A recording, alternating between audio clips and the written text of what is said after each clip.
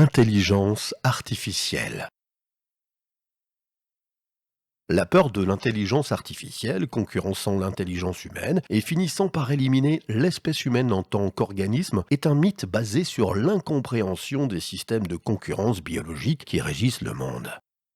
Pour que l'intelligence artificielle, si intelligente qu'elle soit, devienne une concurrence cherchant à éliminer l'homme en tant qu'être biologique, il faudrait que celle-ci soit biologique, c'est-à-dire capable de se répliquer, de s'étendre dans l'espace, de se détruire et de se régénérer, tout cela en allant elle-même à la recherche de l'énergie pour la prendre, la conserver et la redonner dans sa réplication. Et par là, cherchant pour optimiser ce processus à éliminer toute concurrence, c'est-à-dire les hommes.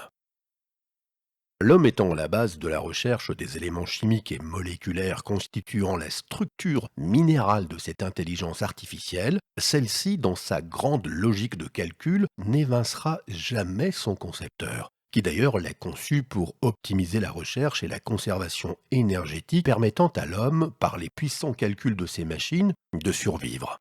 En conclusion, si l'intelligence artificielle devenait un danger pour l'homme et l'humanité, c'est qu'elle serait devenue organique, c'est-à-dire capable de se répliquer, de se réparer et d'aller chercher l'énergie pour cela, l'homme devenant ainsi une concurrence énergétique pour elle.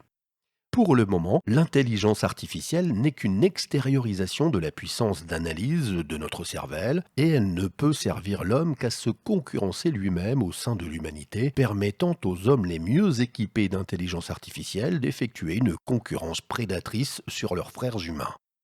L'intelligence artificielle ne deviendrait un danger pour l'homme qu'à partir du moment où elle deviendrait vivante, c'est-à-dire capable de se répliquer et de se régénérer elle-même, et allant à la conquête du monde à la recherche d'énergie pour effectuer ses tâches, devenant ainsi une entité émotionnelle.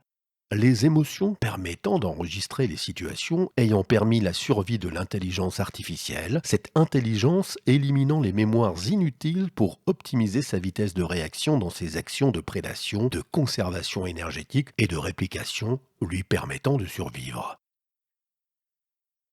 Les peurs du physicien britannique Stephen Hawking sont donc infondées et découlent d'une profonde incompréhension de sa part du fonctionnement énergétique des êtres organiques et une intelligence artificielle ne pourrait être un danger pour l'humanité qu'à partir du moment où elle deviendrait organique, c'est-à-dire capable de se répliquer par elle-même en allant elle-même chercher l'énergie pour cela.